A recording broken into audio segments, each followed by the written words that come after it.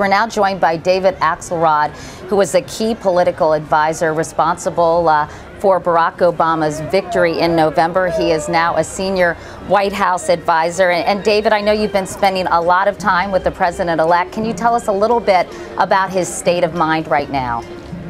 You know, his state of mind is very positive, Katie. He understands how profound the problems are that we're inheriting here and that we have a tough road to hoe, but he's fundamentally optimistic about it, and he's eager to go. All during the campaign, you know, when the problems were welling up that we knew he would have to handle if he won, he would say, look, if you're going to be president, do it when it counts. And I think he's eager to get going.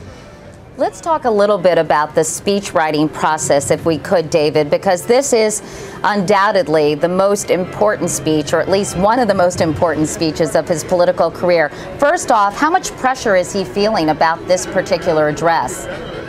You know, I think I mean, obviously everybody feels a bit of nervousness when they have to give the most important speech of their life. But I think he's very confident about it because he knows what he wants to communicate to the American people. And he sat down last weekend and essentially wrote this speech. I think he feels that he's saying what needs to be said, and he's saying it how he wants to say it. So, you know, I don't detect great nervousness about it. Some butterflies, but he's, I think, eager to give the speech and talk to the country about where we are and about who we are and what we need to do to move forward. It seems to me he has a pretty tough balancing act because all these people have descended upon the nation's capital so invigorated by his election, and yet the challenges he does face are enormous that the country faces. So how is he going to address both of those? And can you give us some insight into some of the themes that he'll be talking about today? Well, first of all, Katie, let me say you're absolutely right about the point you raised. But one of the things that I was heartened about in the poll that you guys reported on earlier this week, and we've seen other polls like it, is that people are at once optimistic and realistic. They understand that we have really serious problems, and it's going to take more than a few months or even a year to solve these problems, but they also are optimistic about the leadership of the president-elect, of soon-to-be President Obama, and they're hopeful about what it can lead to. So it's a good. I think the American people, as is generally the case, are way out in front of everybody else in terms of understanding what the situation is. I think his speech will speak to those things. He'll speak to the profound problems we have and how we got here, and he'll talk about how we come out of it.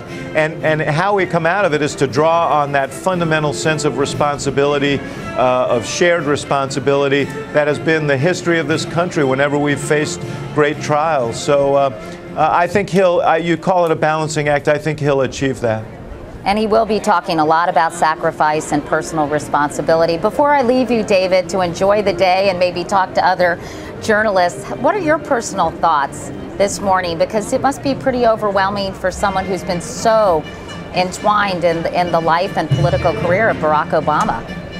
Well, you know, I love the guy. I think he's he's at once an extraordinary guy and an ordinary guy. He's got gifts beyond anybody I've ever known, but he's also a very decent, down-to-earth person. And so I'm happy for him, but I'm proud of our country as well. To see all these people streaming here today with a sense of real investment it's a reaffirmation of these ideals that have really made us the envy of the world for 2 centuries. And to get in touch with that, and that the fact that he's helped unleash some of that, it's just an extraordinary thing to be a part of it, and I'm grateful to be here. Well, have a wonderful day, Mr. Axelrod. Thanks so much for visiting with us this morning. Good to be with you. Appreciate your time.